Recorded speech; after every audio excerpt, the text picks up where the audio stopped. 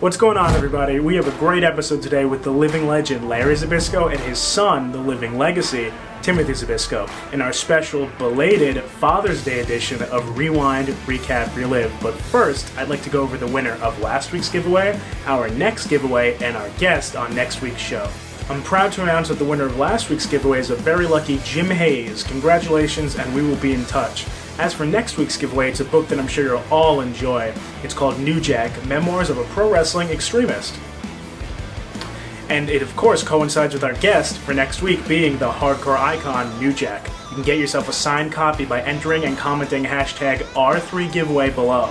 New Jack will be appearing alongside 911 son, Dominic Truex. I'm very happy I got that out there. Again, that's all you need to do to enter is comment hashtag R3giveaway down below. Please subscribe for this giveaway and many more to come. Enjoy the Zbyszko's interview. It's a really great one, and happy belated Father's Day.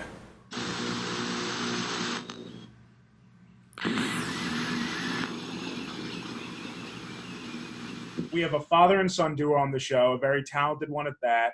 First, we have a rising star who's looking to create his own lasting legacy in the wrestling world. He has been with a number of promotions from coast to coast, multi-time world and tag team champion Timothy Zbyszko. Hello, everybody. How you doing? Thank you. And our next guest has left his mark in the wrestling world. He has captured multiple championships throughout his career that lasted 4 decades. He is WWE Hall of Famer, the Living Legend Larry Zbyszko. Well, thank you very much. I appreciate that. Of course. And we're so happy to have you both here. And first, we'd just like to get into it. So how was your Father's Day? I had a good Father's Day. I got so many kids and grandkids. I was on the phone all day. I believe it. And so, Tim, how was it for you? Yeah, we talked. I'm here in Annapolis, Maryland. I'm visiting my brother. He's in the Air Force, and me, him, and my younger brother, we just hung out the past week. So we all talked on Father's Day and stuff, and we're doing the brother hangout thing up here. That's really nice. And so let's talk about it. Let's jump right into the relationship between you and your father. It's safe to say, has it been an evolving one over time? Oh, absolutely. Absolutely. I mean, just like any relationship, but like especially because me and my dad have been on the road together. We've worked wrestling matches together in different states. And, and for me, that was like not only business, but it was very cool to do it. It was a special moment. Absolutely. And so, Larry, how about for you? How has the relationship evolved between you and Tim over the years, from when you were back on the road full time as a performer to now? Yeah, well, it evolved good. I mean, Tim was one of my sons that came along when I was basically in the prime of my career, and I was never home. I was never in one place a long time. We wrestled in a different city almost every night. So Tim was one that I kind of missed as growing up. I think he came down when he was like 18 or something. Right. And Tim, could you speak a little bit to that too? Well, yeah, the relationship of father and son. I mean, I would watch my dad on television on Nitro and, on the Saturday afternoon show when he would do the commentaries and things. And then when the New World Order was blowing up, I would watch him. And then we had his matches with Eric Bischoff and Scott Hall and doing those programs with all those people like Dusty Rhodes and everything. I mean, it was just really cool because I would go to school and people would be like, I saw your dad, he's fighting, Scott Hall. And tell me what's going to happen. And I would work all the kids at school and be like, oh, I can't tell you. I didn't know, but I was like, I can't tell you. You got to watch. So I have memories of him when I was young. I remember me and my dad driving over a bridge, I believe in New York City, and I'm like sitting on his lap. I was like 3, and I remember. Oh my God, you remember that? That was me and Baby Doll. Yeah, and I remember going to a mall with you to either buy a pet snake or get food for a pet snake when I was like 3 or 4. And I have another memory of sitting on a couch with him watching The Right Stuff, the movie about the astronauts, when I was like 2.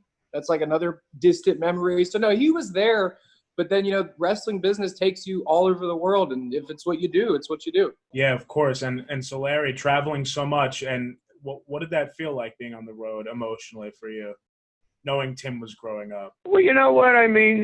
Tim was the second son. Then I had one before Tim too that I never really saw because I was gone a lot.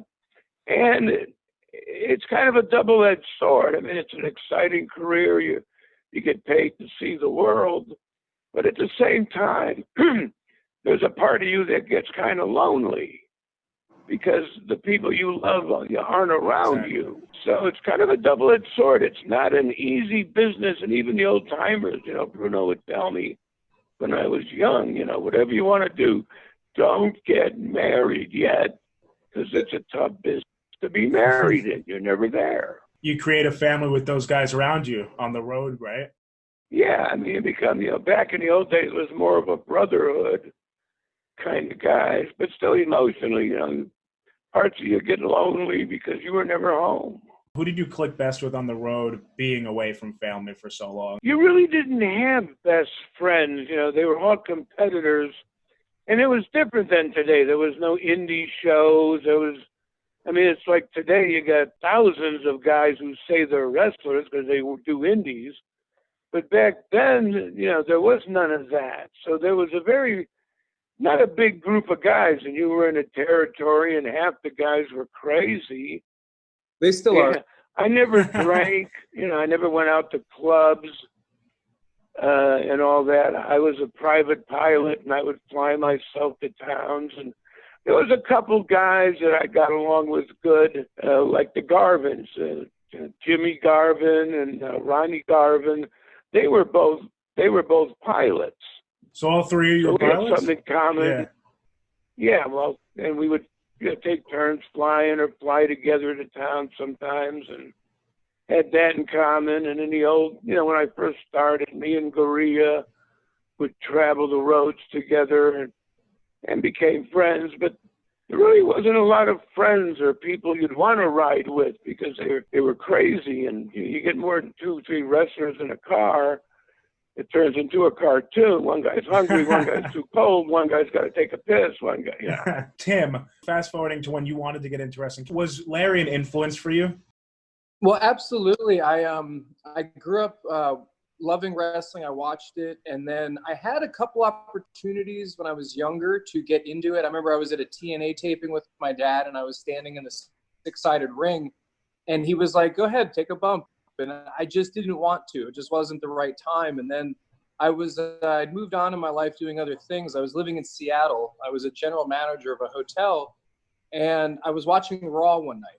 And this is going to sound like, so childish because it kind of made me feel like a child again, but The Rock came back because it was for the WrestleMania 27 hype. It was like, wow, like cool, The Rock's back. I remember The Rock, and I hadn't watched wrestling in 8 years. And so Edge was the heavyweight champion, and I only knew Edge as a hardcore tag wrestler. So it was like a whole new world, and I kind of got like really excited. And so I wanted to do it. I thought to myself, why didn't I ever do this? I'm athletic, I'm charismatic, I've got my dad's gift of gab. And so I thought, okay, let me hit up somebody. So I got in contact with a guy named Buddy Wayne, who has passed away now, but he had a school up in Seattle. And so I went to Buddy's garage with a buddy of mine, Randy, and just started taking bumps and learning some holds. And, I wanted to make sure that I could do it before I even bothered telling my dad about it because, it's just, I don't want to waste my time. And so I asked Buddy, I said, what do you think? And he was like, I think you've got a great acumen for this. He goes, you're a natural athlete. You move well. You already bump great, and you're rolling around great. And, and if you're ready to do it, tell your dad. And so I called my dad and I said, hey, guess what I'm up to? And I was like the prodigal son. So he's like, okay, what are you up to now? And I said, I want to be a wrestler. And he's like, oh, Lord, and tell me about it. And I told him, he said, okay, well, if you're going to be a wrestler, come on down to Florida because you'll get better training and I'm here and I'll make sure you're protected and you're not going to get screwed over and you're not going to get, bad training and you'll be safer. And so I packed up and moved out to Orlando from Seattle. And that was in September of 2011. And started my first class in October of 2011 and then had my first match in March of 2012. And I've been doing it ever since. And it's a beautiful thing. I love it. You were committed. You immediately moved right there. Larry, what was going through your head when he told you that he wanted to be a professional wrestler, knowing how much toll it's taken on you over the years? What'd you think? It kind of caught me off guard in a shocking kind of way because when you know, it's like Tim said, he was in Seattle, he was managing this, he was doing stuff, and I've never heard a word about him wanting to be a wrestler. And then he was 31 years old already when he popped up, 20 or close to 30, when he popped up and said, hey, you know what? I think I want to be a wrestler. And my first thought was, oh my God. Basically. By the time Tim came around, the business was changing. And there was a couple things. I mean, one thing was, at the time Tim first started training, it seemed that WWE, which was the only place to go, you know, if you're going to make a living, but the WWE was full of everybody's kids. It got to the point where the WWE didn't really want to hire anybody else's kids, because that was most of their crew at the time, a lot of them. So that was tough. Plus, the business was changing from when I did it. And when Tim came around at 31, this is kind of interesting, but it was the same time Scott Hall's kid, Cody, he wanted to try being a wrestler.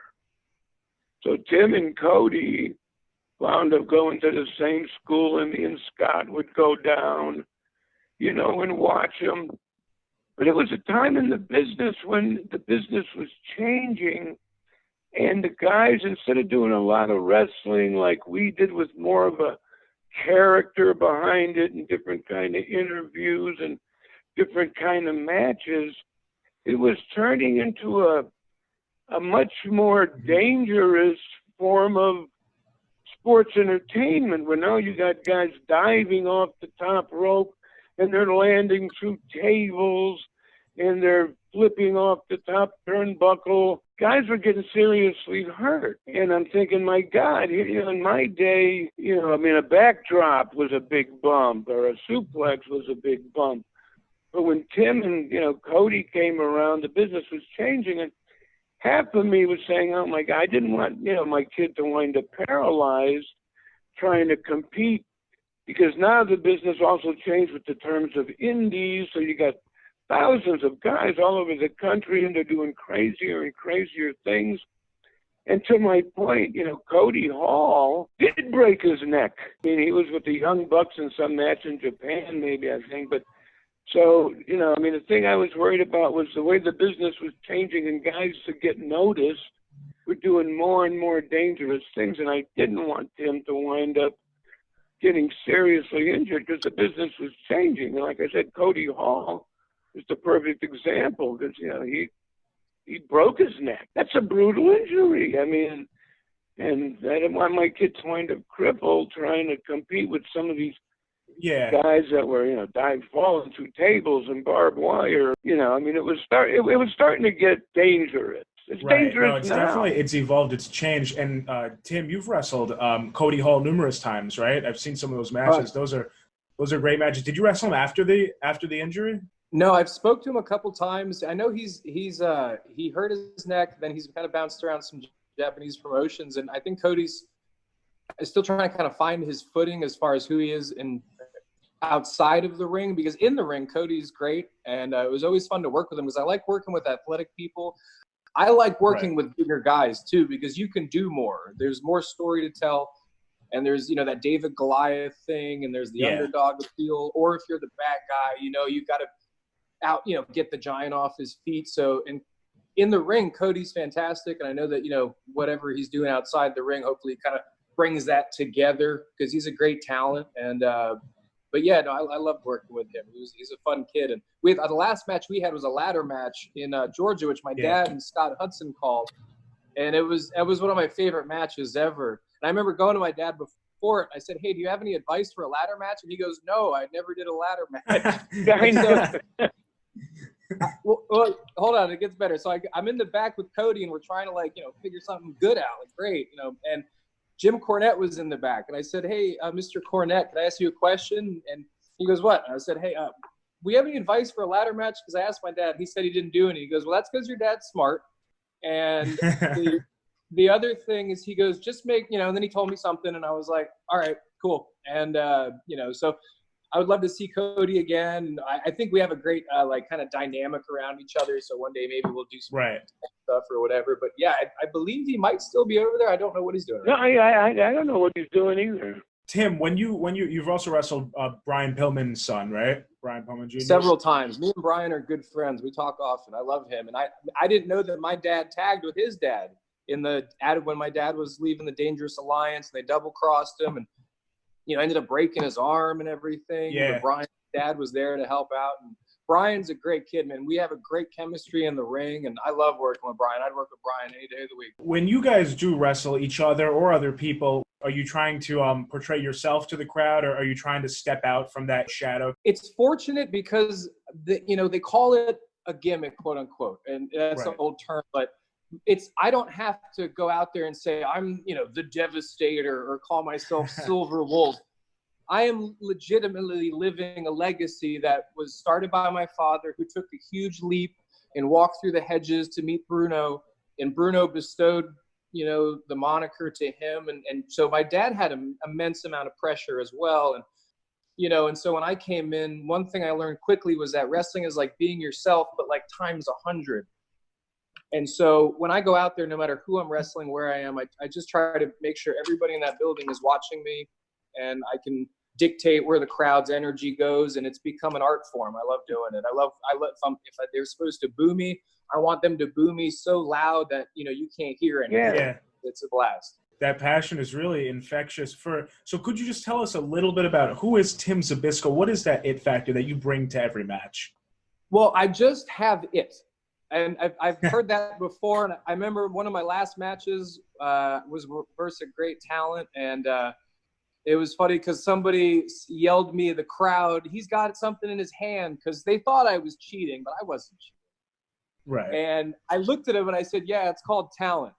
And I'm not gonna blow smoke.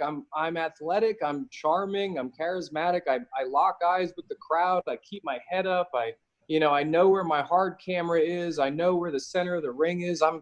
It just comes easy. And when you watch me at a show, if somebody brings me in, I to this day, I've never heard one promoter tell me they were disappointed. Everybody I've ever worked for says, that was great. And I think in 10 years, I've missed one booking because the promoter had to change the date, and I already had another date scheduled. So because my dad has an impeccable reputation in professional wrestling as being a professional.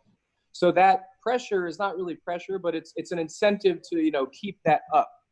And so I don't miss a date. I don't show up, drunk. I'm a professional. Right. I get there early. I try to always look great and everything, but you get the total package with me. I can do anything your show needs me to do. I can be a good guy, a bad guy in between. I can go hardcore, technical. I can fly off the rope. So I try to be like, a do-it-all. And at the same time, I understand that there's a crowd there and they need to be entertained. And crowds change by city and territory. So I learned to work with it. Oh, very good. Yeah, it is. And Larry, you must admire him a lot. He's keeping your legacy, pure. What was your it factor? What made people remember Larry Zbyszko? Well, you know what? I mean, I listened to Tim, and Tim does have, a thing. I mean, he's got a good charisma. And, he can get in the ring and get the emotional involvement of the crowd. So he's got a good charisma, in the ring, and it's kind of a natural thing. And I had a charisma in the ring too, and I stole things, from the old timers, because in the old days there was no contracts, there was no guarantees. If you didn't sell tickets, you didn't eat. So you really had to get the people emotionally involved. And the one thing that I stole from the old timers, every old timer that got over that was a star had one thing, and that was that the crowd believed in him. I mean, they believed Bruno could walk through a wall, boom, and they believed Killer Kowalski was insane, or George Steele was nuts, and so what I had people believe was the way I walked into the ring, the way I worked, the way I did interviews, was one of the big factors that they don't do right nowadays. But people would, think in their minds, no matter what they thought of professional wrestling, they believed that Larry Zbyszko in real life was a total asshole. And they just wanted to smack me. And I made, so the way I walked, the way I looked, the way I talked, I did everything. So people actually believed, God, this guy's an ass. Oh, I hate him. And Tim had that same kind of ability and charisma. He could be liked, he could be hated. He didn't break his neck yet, so I'm proud of that. I let the other guys jump through tables. Yeah, see, there you go. Now that's a worker. Tim, so how much of your father is in you in the ring? I love the classic style of wrestling because I try to blend it. I respect that wrestling is a sport and it's a competition between two athletes. And you have a crowd that you don't want to insult their intelligence, especially nowadays because a lot of people have tried to smarten people up. So you got to go out there and work. And so I try to bring that classic sense because if I'm going to carry the name Zbysko, some fans are going to want to see me wrestle, and they're going to want to see some of the moves. And I've adopted some of my dad's moves. He did this spin kick, the little double toe tap to the eyeballs. People have told me that we move the same, and I've seen videos of him and myself where we do. Like sometimes I get rocked by a punch or something, and I've watched my head shake, and then I watch my dad get the same situation, and he moves the same way. So there's definitely something in the genetics that are there. And I guess in an evolutionary sort of sense, how, my dad was kind of like, kind of brought the 80s into a new generation because he came from the old school, but he evolved, going into the 80s because the whole business changed with presentation. So with myself, I've tried to evolve saying, okay, yeah, I'm going to be a wrestler, a mat wrestler, a technical wrestler. I'm going to know the rules, how to use the rules, how to use the ref. But at the same time, I have to understand that it's a different business today, and I have to be able to incorporate enziguris and hurricane ranas and, you name it, Canadian destroyers and rolling German suplexes and all those kind of things. And so, I see him in me. And then I see it a lot in some of our facial animations. I've watched my dad very closely, more than he knows. And he would do this thing where he could, while he's in the middle of a match, he could look at somebody in the crowd and give them a face. And then that person would get so hot. And so I stole that, kind of thing. And, but then again, like I said, evolving it to keep up with the times, because my dad always told me being topical, staying with current events and staying with the flow is extremely important in professional wrestling if you want to stick around. So yeah, for sure. There's a huge imprint, and then there's an evolution. If I have a son one day that wrestles, I'm assuming he'll be another step in it. Yeah. And Larry, so can we get your opinion on that? When you watched him in the match, I know you called the ladder match. Do you see him in you, vice versa? I do. I mean, he's basically got, a natural ability to do it. He's very good. And then it's weird because, it's kind of like a lot of things. Some people, you either have it or you don't have it. And Tim's he's got it. And he's got a good feel for, like he said, what the crowd wants. Mm-hmm.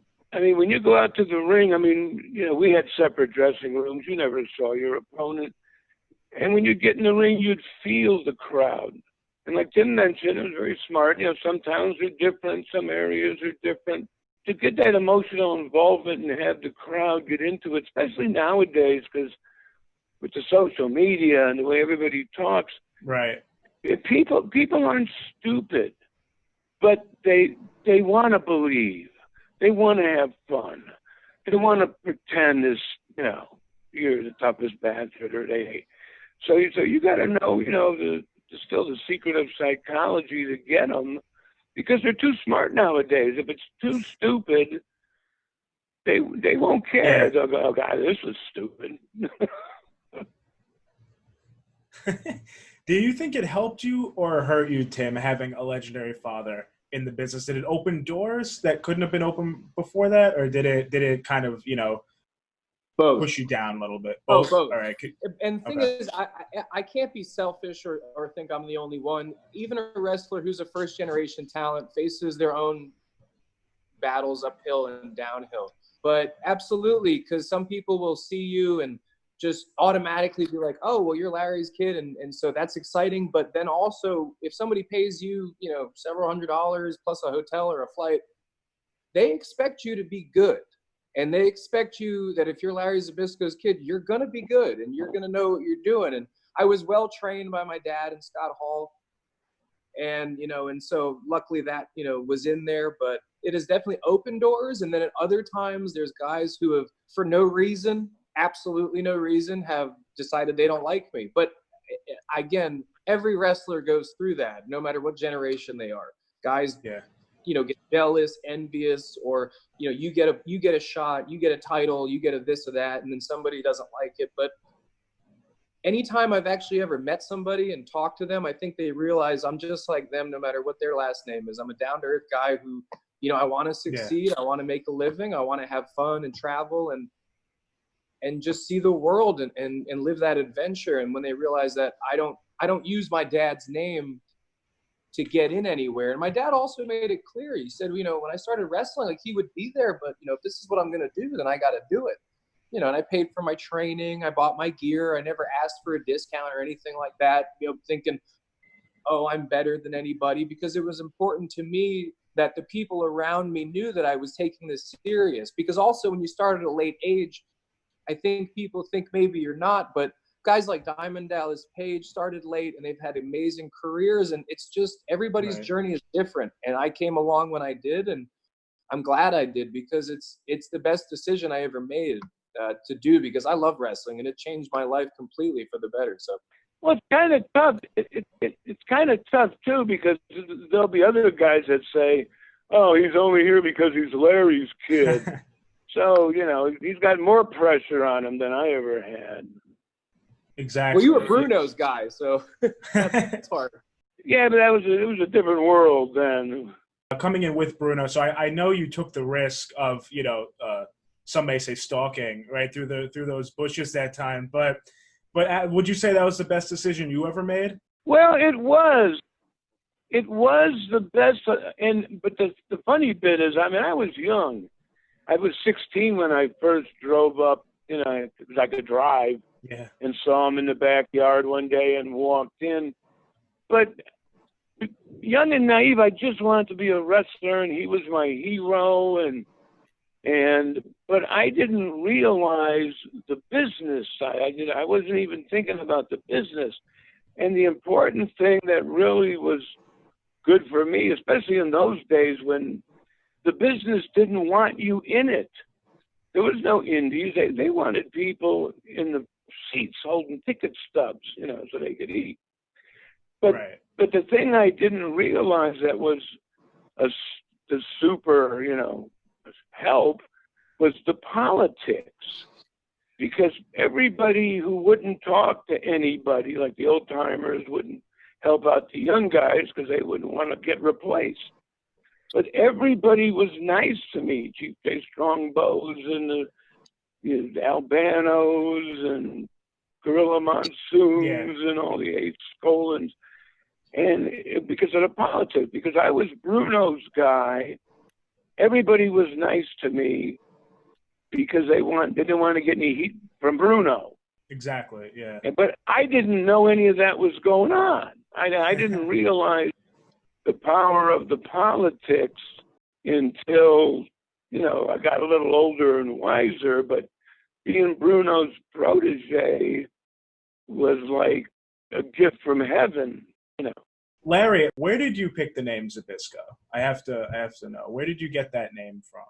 Well, it was funny because when I was growing up, it was the era of the Polish joke. So my name, my family name, my dad changed it actually, but it was a Polish name, Lebowski or something.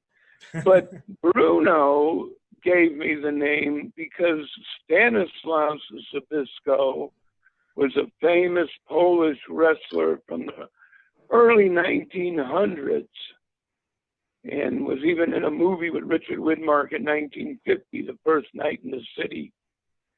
So Zbysko was a famous Polish wrestling name. So Bruno, told me to use the name Zbysko. And in those days, a lot of people would come up to me and say, "Oh, is Stanislaus your grandfather?" Because they knew about it. So to me, it was kind of a weird name because it looks like an eye chart, ZBYSKO. Yeah, it does. Even on my Hall of Fame doll that the WWE made, they misspelled the name on the box. They did? Yeah, so it should become a collector item because yeah, it should. of the misspelling someday. Yeah, it cracked me up, but it was a famous Polish wrestling name back in those days. Yeah, there's a Hall of Fame box that comes with 4 guys in it: Eddie Guerrero, Scott Hall, Kevin Nash, and me. Okay. And on the bottom's our name, and my name's spelled wrong.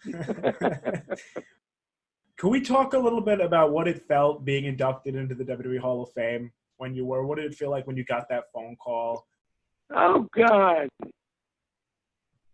It was an interesting story. It was because I started, in the WWF, and the way things worked out in my career and the way the business was changing, I always wound up in the NWA or the AWA because the WWE was already filled up with their guys. And the guys they were filled up with were the former top guys from the AWA, the NWA, Bill Watts with the Junkyard Dog, because Vince was the first one who went nationwide. Right. I always had a good deal with the NWA or the AWA because they needed guys and everybody hated me. So it worked out good. And then it was real nostalgic. I mean, the thing with the WWE was they wanted Bruno so bad to be in the Hall of Fame. Yeah. And, he should have made a statue of him. I mean, it was great. But Bruno, for some years would say he wasn't going in the Hall of Fame. He'd never do it. And then the WWE kind of came to me and said, "Hey, can you do us a favor? And we would love to have Bruno in the Hall of Fame in Madison Square Garden," which was perfect. Yeah. And I said, "Yeah, I would love to help you. That would be perfect." I get goosebumps thinking about it. So I worked on Bruno and told him some stuff, and he called some other people, some doctors, but he realized that, whatever happened years and years ago changed. The WWE has become a great company. I mean, it's an awesome company. It takes care of its talent. It does great work with charities. It provides thousands of people and families with great lives and good jobs. I mean, it's a great company. And when Bruno realized that, what a great company it did become, I kind of helped him change his mind. And the problem was he felt like a hypocrite because once he said he'd never do it. But now after researching and seeing the reality and realizing, gee, it is a great company, I softened him up, and then he talked to Triple H, and they wound up getting Bruno in the Hall of Fame in the Garden, which was perfect. That was my first WrestleMania, was watching Bruno get inducted. And then a couple of years later, it was like the end. It was the perfect ending to my dream. They called me and asked me if, told me they'd like to put me in the Hall of Fame, and I was thrilled. And Bruno was the one who inducted me. So the whole story, went around in a big circle, and it had the most perfect ending where my mentor became great. Inducted me into the Hall of Fame too. And it was a thrill of a lifetime. It was a dream come true. And I'm thrilled to death and honored, and I know Bruno was happy. It all worked out like the perfect ending. You couldn't have planned it better. And so, Tim, I know you were present for that. Did you at all try and Well, that was you were wrestling for a few years at that point, right? Yeah, 3-4 years. 3-4 years. Did you try and pitch yourself to anybody, Larry? Did you throw a word in for your son at all there, or? Well, not during the speech. I didn't. No. I kind of had a weird. I mean, it was a really weird experience.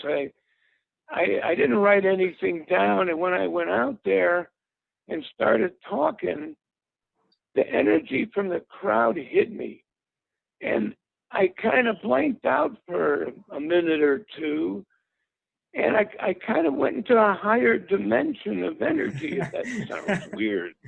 And I don't remember what I said. And I walked off of there totally brain dead, coming back from a higher dimension, not knowing what the hell I said. And Vince ran up to me, and Vince said, "Larry, you were in the moment. That's what I wanted. That was great." And thank God he said that, because I was ready to jump off a cliff. I didn't know what the hell I said. But it was a thrill. It was really a perfect ending to a career. Yeah, no, I never once worried about that, because that was my dad's moment. I was fortunate enough to be flown out, and they put me up in the hotel, in a 5-star hotel, got me my own room. So, at no point was I worried about that, because, again, my dad had worked 4 decades, and that was his moment. And, they even put me on the video. I think they cut to me at one point, and I'm there looking handsome. So, they know who I am and stuff. And I'd only been wrestling a couple of years. So while I thought I was great, when I go back and I watch those matches, I was like, no, I had a lot to learn.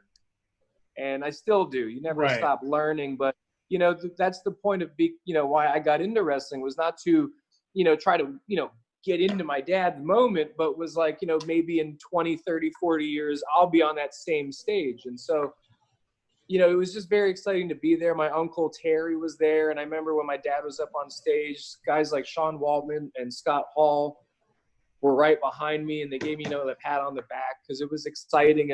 And my dad, it was just so cool to see. It was cool to see I think we were in the Oracle Arena, and 20-something thousand people chanting my dad's name. And I mean, that was special for me, because it was just, I didn't think about me being a wrestler. I was just a 10-year-old again, watching my dad on TV. And it was very cool. And I remember him talking about coming out of the rabbit hole, and there was Bruno again, bringing him onto the stage. And that's what he was talking about, I believe, where, Bruno opened the rabbit hole, dad went in, 40 years later, there's Bruno again. And he's like, "Come on out, Larry. And here's your Hall of Fame introduction, because you earned it."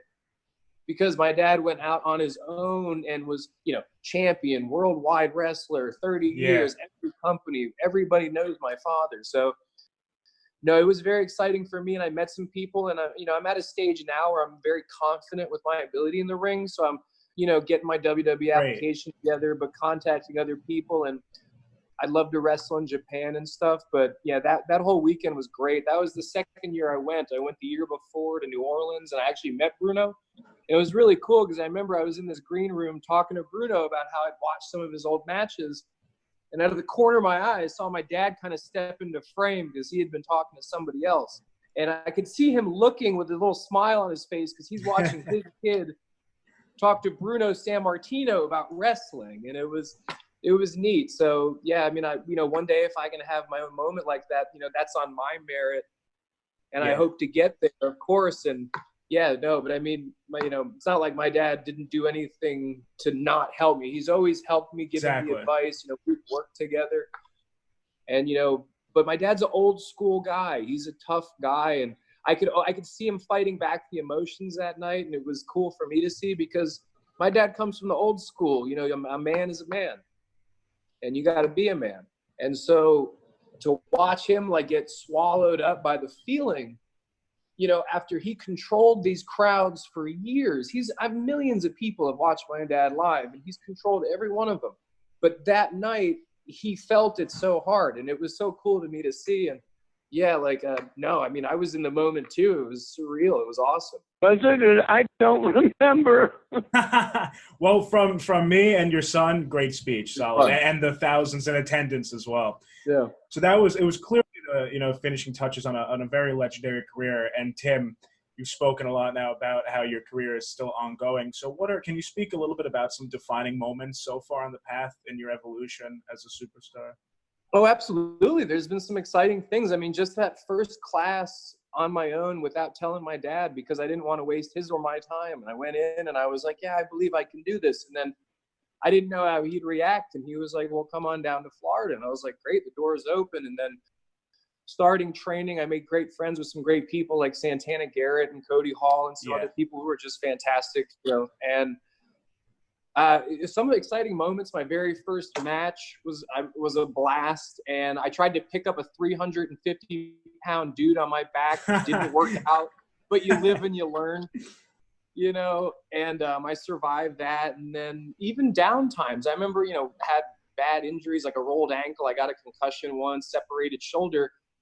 But it makes you see who you are. You find yourself, because I can't rely on my dad to heal my wounds. I have to do it myself. And so it was cool to really get through that struggle. And it's helped my character. It's helped my toughness, come up through the years. And defining moments when they called me from PWI and were like, you won a fan vote over Cody and some other people. And you're going to be in the magazine. And we want to do an interview. That was very cool. And then, WWE, getting an email that we're flying you out to the Hall of Fame and you get to come backstage again and see all that stuff. And it was great. And so, going down the line, it's just been a steady progress of okay, learning a little bit more. And then this past 2 years, a guy gave me an opportunity to hold his heavyweight championship. And I've been their champion now for almost 2.5 years now. And during that time, I've wrestled guys like Lance Archer and Shannon Moore and Brian Pillman and John Schuyler, Jason Kincaid, other numerous guys have been in there like Hurricane Helms and stuff. So I've got that traction now where there's talent that is experienced, that's working on TV today, that has worked with me, and we've had good matches. So it's just kind of like a snowball that's going, and yeah, there's some milestone moments, but getting that first opportunity for a guy where, the shows that I've been champion now for the last 2 years, we just keep growing in attendance because that crowd, I'm a heel, and they hate my guts. They hate me. And they cannot hate to see me lose that belt. But at no point do I plan to do it. That's fantastic. So you're doing your job as a heel for sure, just like your father did, right? I love it. Natural. Yeah, I'm a natural. Larry, a natural asshole. So you won that back in 1974, the PWI Rookie of the Year award, right? So how do you feel that Tim's now taken that award as well back in 2013? Well, it was interesting, yeah. I mean, because I wound up Rookie of the Year, like you said, when I think I started in 73 and 74, Rookie of the Year. And I was really surprised, to be honest with you, that Tim won Rookie of the Year because he wasn't with, the WWE or anybody else on television. So, it kind of caught me. I was like, oh, good for him. But how the hell did they know? It's the internet. Yeah, I'm still a dinosaur. I have a razor flip phone, No, absolutely. And Tim, so what did that feel like to you, Pro Wrestling Rookie of the Year? Yeah, no, it was exciting. It was a nice validation because I felt like I'd been putting in good work, not just hard work, but I was putting in good work. I was being a man of my word. I was being professional. I was being humble and breaking down rings and working for, $5 and a piece of pizza just to get some experience at the beginning. And I was making it a point to keep my mouth shut, keep my ears open. And I guess some people just heard about me, and then I got put on a ballot, and because of the internet, people looked at my matches and thought, yeah, this kid's exciting to watch. And so it was a nice confidence boost to go, okay, fans are recognizing that they enjoy watching me work. So that lets me know to continue, because if the fans hate you and they don't want to see you, then what are you doing? And so it was nice. It was a little bit of validation. And then, it helped me propel. So when I was in California watching my dad's induction, I remember I went to a show to visit some friends, and somebody backed out or got hurt. So I ended up main eventing an pay-per-view out of nowhere. And I remember going up to this guy, Sal Hamui, who runs, FIP and works with Evolve and stuff. And he was like, man, that was great. He goes, I've never seen you work, and I didn't know what to expect. And he was like, that was fantastic. And you did the main event. It's on the internet, and we'll give you the code to watch. And so it's just been some fun stuff. And the award was cool, and I still have a couple copies.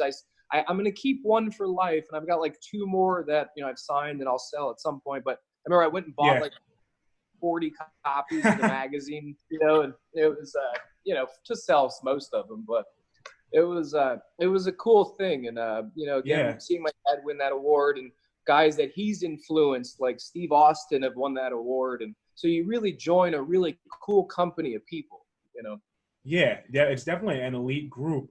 So you mentioned, those guys definitely helped to build Tim Zbysko, the ones you've passed through, and the numerous corporations you've been with, like Shannon Moore, Hurricane Helms. Larry, who would you say helped build the final character that was Larry Zbysko? Well, you know what? I mean, Bruno, obviously helped me with a lot of stuff. But and there was some other guys that would tell me things, the old pros like Strongbow and Albano and Gorilla Monsoon and Skolin. But to be honest with you, it was really, me that was, and I don't want to, put myself over too much, but it was me that put things together and realized what worked. And that has to be said for anybody, not just me, but anybody who's made it, to the WWE or won Rookie of the Year. They have it within themselves to figure it out and learn how to do it right. Because you can only be kind of told so much, but when you get in front of the crowd, you have to have it inside you. I mean, I watch a lot of matches today where guys are killing themselves, but no one really cares. It's just, there's just so much of it and crashing through stuff, and the crowd cracks me up, because if you do something that looks really cool, they'll chant, holy shit, holy shit. But they're also to the point of being where if some guy dives out of the ring and you miss him and he lands on his back, and the crowd is chanting, "You effed up, you effed up," and I'm cringing because you can't say that on TV. But when the crowd's chanting, "You effed up," I'm losing it. Tim, what are your thoughts on that, on the intelligence of the audience and how that's changed? Have you ever tried to work a crowd? I know you said it comes naturally. Have you ever tried to work a crowd that it wasn't going in your favor, maybe, or you just felt it was a hostile crowd that night? I love it if they're hostile. I love it. That's great energy. If the worst thing is if the crowd's dead, and so if maybe the crowd is tired, maybe they've seen too many matches, maybe too many guys that were on early in the night decided to do 17 DDTs and 47 power bombs, but if that's just another challenge. It's just like, say you work a show and you got to hit the road immediately because you got 12 hours to drive, and you do another show and you got to drive 6 hours again. It's just that challenge of, here's a challenge. How are you going to handle it? And honestly, again, like my dad said, not to put myself over, but I'm pretty good about, as soon as I get through that curtain, I start making eye contact with people. I start finding the loudest people in the crowd to interact with, so that they feed me and then feed the less confident people around them, so those people will join in. And I know how to work in the center of a building, so people know to look at me, and how to keep my head up, so I'm looking at them, so I keep them involved. And I don't like to let a crowd, I don't like to lose a crowd. And if I go out there and I come out of the curtain and I see a guy in the back of the room on his phone, I'll make sure to get that guy off his phone by the end of the night, because people are watching invested. That's great, but it's the people that are, like I said, they're tired, they're whatever, and you got to get them back. But if I go out there and the crowd, is got their arms folded and they want to see what I got, I'm going to show them what I got. And by the end of the match, I'm going to get them to suspend that disbelief, or to, like Dad said, get out of their own reality for a second and enjoy the match. Because while wrestling fans have been smartened up by other people, at the same time, what we're doing is real. we're physically in there. People have died wrestling. People have broken their necks, their backs. It is not fake, and it makes me angry when people say this is fake. TV and movies are fake. Right. We are really putting our lives and bodies on the line, and all the crowd has to know is that, like my dad said, you're not insulting their intelligence. And so when I go out there, I'm not going to insult the crowd. I'm going to let them know, like, whatever. And like I said, when I worked the Super 8 last year in Philadelphia, and that crowd, you talk about a hostile crowd. Philadelphia is hostile, but they liked me because I was a bad guy. So, then I had to, like, work with that, where I had to, like, flip the psychology in the middle of the match to go, okay, well, if you like me, then I got to figure out a way to make you not. And so, it's an exciting challenge. And if a crowd wants to make it hard, I'll make it harder. Great, and I couldn't agree more with that. Yeah, and Larry, what do you think when people call the business fake? Does that offend you, having put so many years into it of your life? Oh, well, you know what? It kind of bounces off of me now, because even when I started, there would be people that would. It was a different world, but people would believe it so much that when Bruno bled and fell down, people had heart attacks. But at the same time, There was a lot of people that would say, "Oh, come on, how could you even watch that? That's not real. That's all fake." So it was a love-hate thing, and wrestling was always, that emotional connection, because it was a show about good versus evil, which is in the soul of every human being. So if you do it right and do it smart, you'll connect with them. Like Tim said, he was right. You don't want to insult the crowd. They're too smart, but they just want to see some good stuff. Yeah, be very relatable, right? To the So I mean, it's like people don't care what it is. They just want to go there and for 2-3 hours, basically escape reality and get into good versus evil and watch good kick evil's ass. Yeah. And so we were speaking of challenges and your relationship with Bruno. When you found out that you were turning on Bruno Sammartino after all those years, could you shed some light on all that? Well, no one told me. That was kind of a thing that happened within myself, because what was happening was, after 2 or 3 years, 4 years of being Bruno's protege, I was getting that label. And it wasn't like, oh, Larry Zbyszko's really good. It was like, oh, there's that kid. It's Bruno's protege. So I was losing my identity because Bruno's was so big. But at the same time, I also realized that with Bruno just retired, the people didn't want him to be retired yet. They still wanted to see him. So I knew if I could get Bruno in the ring one last time, it would make me a star. I mean, I learned that much at that stage when I was 26, 27. But, I needed a break, because I wasn't really like a big freak of nature. I wasn't a 300-pound George Steele or a gorilla. I weighed like 240, 45 pounds. So I was, a good-sized guy, but I wasn't like, holy shit, look at this monster. I wasn't Hulk Hogan, But I was a perfect asshole. So, but it was the right timing, because when Bruno came out of retirement, the crowd popped, and I knew if anybody could get Bruno out, he would become a big star.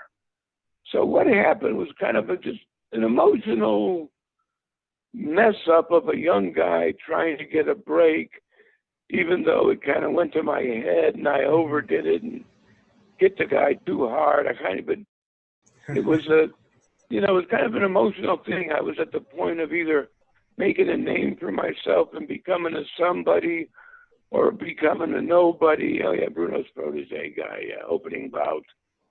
It was kind of a make or break moment for my career. So it was a gamble I took, and it worked. People tried to kill me. It was great.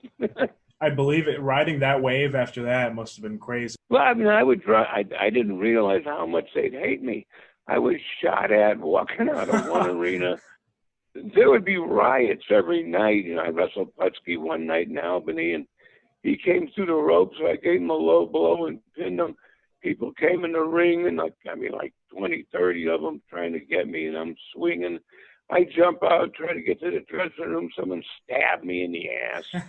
Oh my God. I mean, it was, I'd be driving down the highway in my new 70, my new, whatever it was, Cadillac Coupe de Ville. Right. And the windows are smashed and the mirrors hanging and the things. I used to have to hide in trunks of people's car to be driven into an arena. My match would be on before the show was over, so I could get back in someone's car and get driven away before the crowd came outside after the show, because they try to kill me. Yeah. It was a wild experience. I mean, the people today might have a hard time connecting that, but people believed in those days so much, and especially when it came to Bruno and some other guys, they truly loved them.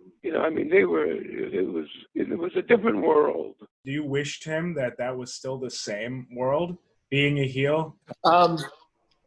There's parts of it for sure. I mean, you could drive anywhere in the country, like my dad used to say, and you could make money, and the crowd was so fervent and hot and stuff that absolutely I love that stuff. But again, the new age thing that I like to do is it's a challenge, and I like to see how mad I can make people now, because like I said, once you get them to suspend that disbelief and they're with you on the ride, they forget that it's a show and they want to kill you. I have had people like come yelling at me outside of buildings as I'm walking in my car. I've had to move my vehicle because dudes were trying to throw rocks at it at one place in Tennessee.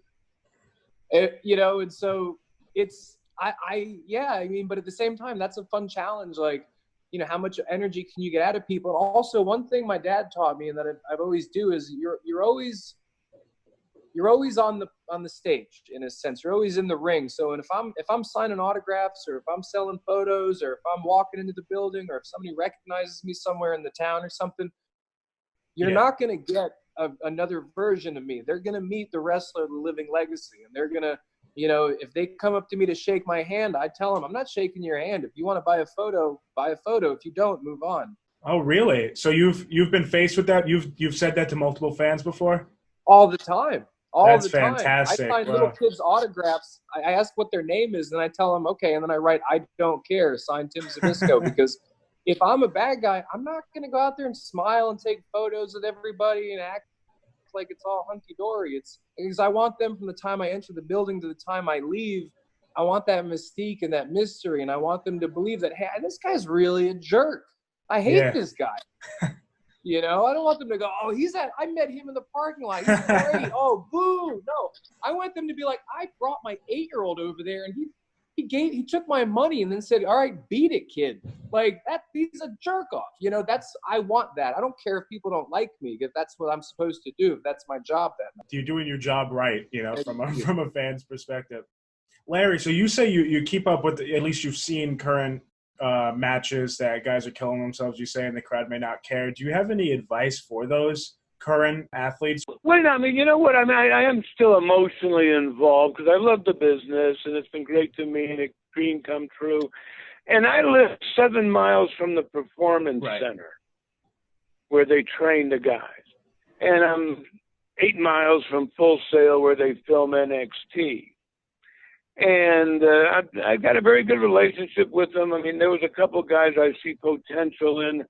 I'll go down to the Performance Center and work with them and help them out, and sometimes get involved in a class and talk to a group, and that makes me feel good, because the one thing they have to learn and realize, it's not that, people won't care about you, but if and even the young guys at the school are saying this, every match is turning into the same match. I mean, they tie up, they punch, they kick into the corner, then they throw a guy into the corner, and then they run across the ring into the guy's foot as he slaps his leg.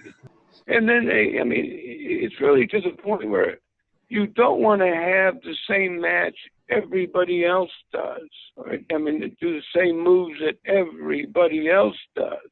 It's been different because with the virus, it's been closed down, you know, the school part, basically.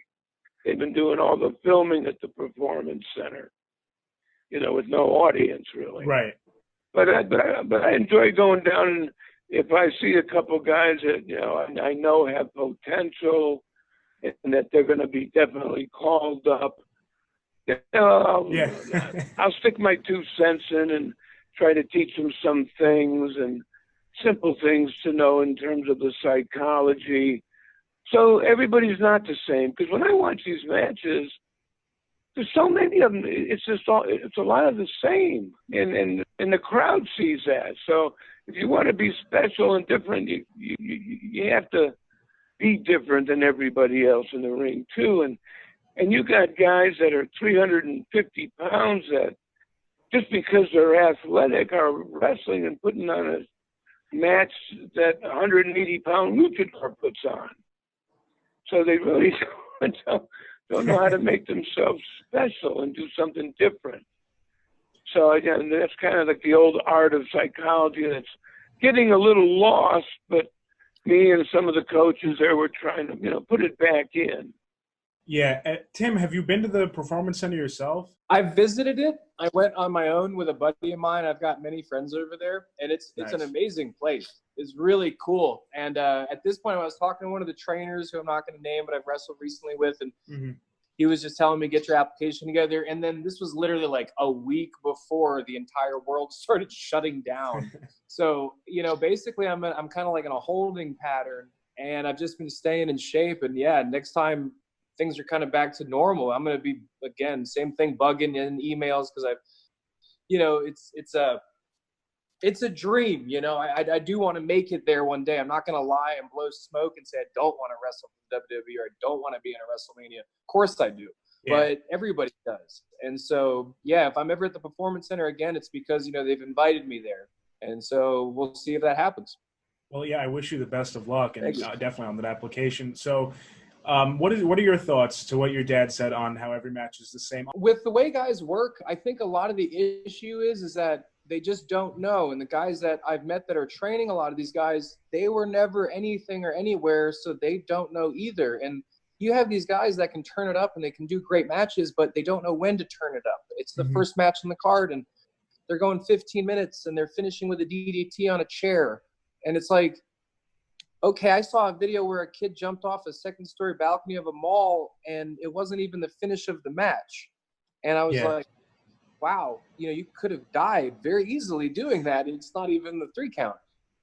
And so that's like what my dad was saying. I try to bring the different thing of, I'm going to blend old school storytelling, classic psychology mixed with new age moves, the new age look and everything, and just bring it all together. But yeah, I watch a lot of matches where I'm in the back sometimes. I'm getting ready for, like, you know, a semi-main or a main event because I'm on later, and you hear bump, ba-bump, ba-bump, ba-bump, ba-bump, ba-bump, ba-bump, ba-bump for every match.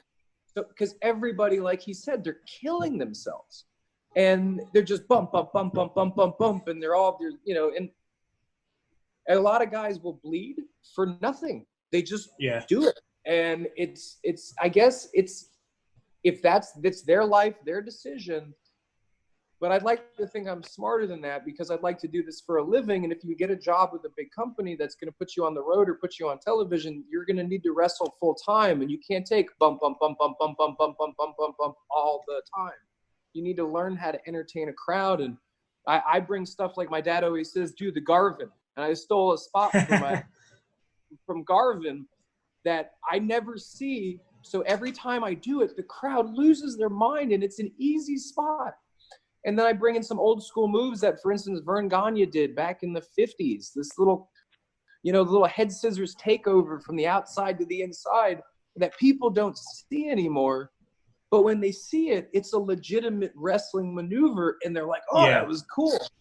And then I can throw in an elbow drop off the top rope at the end of the match.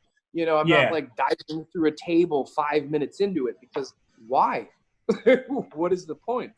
Absolutely. I love when you see those unique maneuvers. It layers the match. It layers it really well. It works with the story. What do you see for the future of Tim Zbysko? I'm at a good point in my life because several things that were important to me in wrestling were, one, to get closer to my father in a sense and better understand him, because I didn't understand him for a long time. And wrestling really helped me see my father in a better light, because when you grow up and you see your dad on TV and you don't understand, well, why is he not here? But then you realize that's the business, and you don't have that on your shoulders anymore. You don't think about it anymore. And then, so there was that great bonding that it did for us. It brought us together to have a better relationship. And so that's like an accomplished goal. And then I've gotten some accreditations along the way. And then it was also important to me to go do something on my own. So I became a knight at medieval times, and I ride a horse, and I can sword fight. And I took some of the tools from wrestling to that. So I've accomplished that. So now in wrestling going forward, I feel the confidence is there, not in an egotistical sense, but in a sense where people have been telling me for the last several years, you're really good, man. Like, you're really good. You're doing great. Promoters are always happy. The guys I work with, we get, they call me later and say, I still hate you, but that was fun, and all that good stuff. But, so the goal now is to, get exposure, get my name out there a little more, maybe do some more stops in places around the country. Like, I haven't been in the desert, like Texas, Arizona yet. I haven't been in the Chicago, Minnesota area yet. I still haven't wrestled in Pittsburgh, and that's stupid. I have to wrestle in Pittsburgh at some point. Absolutely. So, it's really just about getting to the grindstone once, things are opening back up, and just building that name. And I believe that when somebody says, hey, you know what, we've overlooked this kid for too long, or we haven't actually given him an opportunity, when someone gives me that opportunity, you're not going to regret it. And so I believe at this moment, like 4 years ago when I met Pat Patterson and was talking to him, and he was asking why I wasn't around there. And I said, well, I don't know. And I realized now it's because I wasn't any good. I'd watched my match. They're okay, but they're not great. And so that's the goal, is just to get in front of whoever has the ability. This could be the WWE, it could be New Japan Pro Wrestling, it doesn't matter. The goal is to get on the platform, because as soon as I do, I absolutely 100% know that I'm going to kill it. And so as soon as someone smartens up to that and gives me that opportunity, they won't be let down, because I've been proving it for 9 years, and that's, I got 10, 15 more to go. So, and then with my ability to enjoy cameras and communicate well and talk well, I look forward to not only maybe one day becoming, a manager of a big thing, because I was a huge Bobby Heenan fan growing up. Absolutely huge Bobby Heenan fan. Loved Sensational Sherry. Loved when a manager could really add so much. So being a manager later is a thought. Maybe one day when my body tells me stop, maybe open up a school and then impart the lessons from guys like my father and other people that have taught me the right way to do it, then pass it down, so then I can be looked at like a, kind of a patriarch of the arts kind of a thing. So I look at it like, absolutely. Yeah, it's a fluid situation, but I don't see an end because I don't want it to end. So it's a continuing process, and now I'm just trying to build up and get in front of the right people, so they can see and go, yeah, this guy's great because he's worked for it, not just because his name or it was handed to him. He earned it. So that's where I'm going now. It's very inspirational. You definitely have the accolades, the talent, and of course the legacy to do so. My other question, I guess a hypothetical, if you did have children, would you be prepared to go through the sacrifices that your father made? I think in time, I believe everything works out the way it's supposed to. And if I wouldn't be where I was today, if my dad didn't make that hard decision to say, this is what I do, this is who I am. And if my father had given that up and done something he didn't want to do, he would have been miserable. And then I would have grown up with a miserable person around. And then I wouldn't maybe be wrestling, and maybe I would be a miserable human being.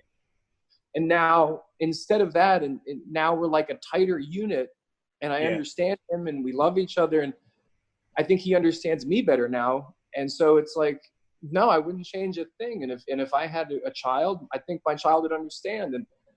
And one day, if I grew up, they grew up and they wanted to wrestle, same thing. I'd say, all right, let's go, see what happens. But it's on you. It could definitely keep going. A very long legacy. So, Larry, one more question. Do you have any advice for Tim? Tim has got a natural ability, and he's been, making it better and better all the time. And personally, I think he would do good in the WWE. And I also think he would, could be an asset to a new group like AEW. Right. And the only thing about me is I don't want to get involved because I don't want guys to say, oh, he only got the job because he's Larry's kid. But I think, I'm not sure what he did, but, the WWE's got a system of contacting certain people to get looked at. And, you have to do it the way they do it. And I don't want to be involved in it because I want, to be the right way. And AEW's got, a need for new guys too. Because right now wrestling's kind of in a shortage for big stars. The Rock's gone, Cena's gone. There's no more Goldbergs, no more Steve Austins. Undertaker just retired, so. Yeah, the Taker. I mean, he's old and beat and had a great career, but time, it's not a long-term career. And so actually the WWE and AEW both need some new stars. The business needs some new stars for a new generation. So there's an opportunity there. And, in terms of the WWE, I'm not sure what Tim did, but there's a way to contact, Canyon Seaman or how you do it the right way. And then there's always AEW that could use a new talent too, because I checked out AEW, and outside of Jericho and a few other guys, I don't know any of most of the guys there because they're brand new guys. So we'll see what happens. We certainly will. Thank you so much, you and Tim both. Yeah, it was fun. Yeah, I could talk to you guys all day, but it was good. And I'm proud of Tim, and I'm glad he didn't get hurt yet. I hope it stays that way. Yeah. I'm good on my feet, so I should be all right. Yeah, good.